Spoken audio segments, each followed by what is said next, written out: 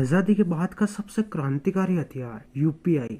UPI ने visa और master card जैसे बड़े जायंट्स का मार्केट डाउन कर दिया है। यूपीआई से महीने के 100 मिलियन से भी ज्यादा के ट्रांजैक्शंस हो रहे हैं। UPI, Reserve Bank along with the National Payments Corporation of India. All the 29 banks who had initially opted for UPI. We just launched WhatsApp payments in India last month. आज 30 से भी ज्यादा देश यूपीआई को adopt करने के लिए अपना इंटरेस्ट दिखा रहे हैं। Singapore, Malaysia, Thailand, Philippines, UAE, Vietnam, Cambodia, Bhutan, यह वह देश है जिन्होंने यूपीआई को अपनाया है। हाल ही में फ्रांस ने भी यूपीआई का वेलकम किया है। फ्रांस के माध्यम से यूरोपियन यूनियन में एंटर करना यूपीआई के लिए एक बड़ी जीत बताई जा रही है। फ्रांस यूरोपियन यूनियन का ही नहीं बल्कि वेस्टर्न वर्ल्ड की पहली ऐसी कंट्री है जिन्होंने यूपीआई को अपनाया है। क्या आने वाले समय में इंडिया ग्लोबल फाइनेंस का किंग बन पाएगा? क्या यूएस इंडिया के यूपीआई को हेट करता है? अगर करता है तो क्यों? आइए जानते हैं आज की इस वीडियो में। देखिए, जब भी हम पैसे ट्रांसफर करते हैं तो एनईएफटी, आरटीजीएस, आईएमपीएस का यूज करते हैं। तो पहली बात तो ये कि इनमें से क्या कमी आई जिसके कारण यूपीआई आया। और यूपीआई आया भी तो ऐसा आया, सिलिकॉन वैली से लेकर ऑस्ट्रेलिया तक इसी के बारे में बात हो रही है। ये जो छोटी छोटी स्टॉल्स के सामने आप बारकोड लगा देखते हैं, इसने यूपीआई को गेम चेंजर बना दिया। असल में यूपीआई लाने की जरूरत क्यों आन पड़ी और यूपीआई आखिर ऐसा क्या कर रहा है जिसके कारण इंडिया का नाम हो रहा है। 2016 से पहले डिजिटल पेमेंट्स की संख्या बहुत कम थी। छोटे मोटे पेमेंट तक तो ठीक था, लेकिन बड़े पेमेंट के लिए गवर्नमेंट चाहती थी कि बैंक से हो। इसलिए आरबीआई ने आरबीटी से आरटीजीएस पेमेंट सिस्टम डेवलप करवाया। आरटीजीएस का फुल फॉर्म होता है रियल टाइम ग्रॉस सेटलमेंट। ये सिस्टम उन लोगों के लिए था जिनको 2 लाख से ऊपर की ट्रांजैक्शंस करनी होती थी। इस तरह का सिस्टम काफी कॉस्टली होता था, इसलिए यह वह अमाउंट था जो यूजर को पे करना होता था आरटीजीएस पेमेंट सिस्टम को यूज करने के लिए। कि 2 लाख से कम ट्रांजैक्शन वालों के लिए भी कोई पेमेंट सिस्टम होना चाहिए। और 2005 में आरबीआई एनईएफटी लेकर आया। इसमें ट्रांजैक्शन की कोई लिमिट नहीं थी, यूजर कितने भी पैसे इसमें ट्रांसफर कर सकता था।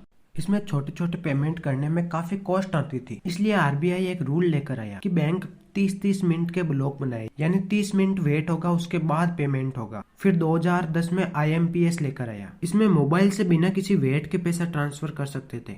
इसको यूज करने के लिए मोबाइल फोन और एमएमआईडी की जरूरत होती थी। इसमें सिम को बेस बनाकर मोबाइल से पेमेंट होता था।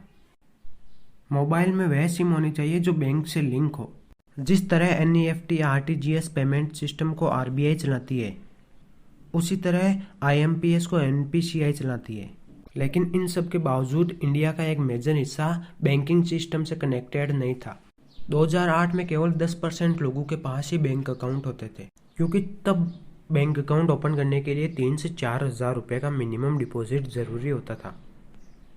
यानी डिजिटल पेमेंट तो दूर, उस समय देश का एक मेजर हिस्सा बैंकिंग सिस्टम से कनेक्टेड। उस समय यूएस का वीजा और मास्टर कार्ड जैसे जायंट्स इंडिया के मार्केट को डोमिनेट करते थे। लेकिन कार्ड पेमेंट सिस्टम अपने complex procedure, high transaction charges, private setup के साथ इंडिया के बॉटम स्ट्रक्चर में बहुत ज्यादा मेन स्ट्रीम नहीं हो पाया। इसलिए आरबीआई ने 2012 में अपना रुपे कार्ड लॉन्च किया। इसके बाद इसको इंडिया के कोने कोने तक पहुंचाने के लिए 2014 में सरकार ने प्रधानमंत्री जन धन योजना को लॉन्च किया।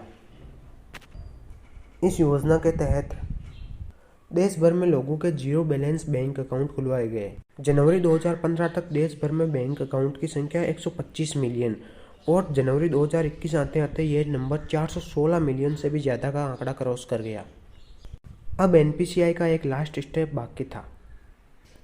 इन डिजिटल ट्रांजैक्शंस के लिए रिवॉल्यूशनरी इंफ्रास्ट्रक्चर क्रिएट करना ज़रूरी था और इस प्रॉब्लम को सॉल्व करा यूपीआई ने। 2016 में एनपीसीआई ने अपना unified payment interface UPI launch करा और यूपीआई ने आते ही फाइनेंशियल मार्केट में तहलका मचा दिया। और यूपीआई की सक्सेस के पीछे जियो के सस्ते इंटरनेट और लॉकडाउन का काफ़ी बड़ा योगदान था। यूपीआई के ट्रांजैक्शन 2022 में 1 ट्रिलियन के भी मार्क को क्रॉस कर गए। यूपीआई इन्वायरमेंट के लिए भी काफ़ी फायदेमंद है। इस पर बात करें तो ये टेक्नोलॉजी हमारे फाइनेंशियल इकोसिस्टम में प्रिंटेड पेपर नोट्स को हटाकर इन्वायरमेंट कंजर्विंग में भी बहुत बड़ा योगदान दे सकती है। इतना ही नहीं, आपको ये जानकर हैरानी होगी कि पेपर नोट्स प्रिंटिंग और अकाउंटिंग में हर पॉइंट 2.7 लाख करोड़ रुपए खर्च होते हैं। यानी देश की जीडीपी का 2% हिस्सा इसमें खर्च होता है।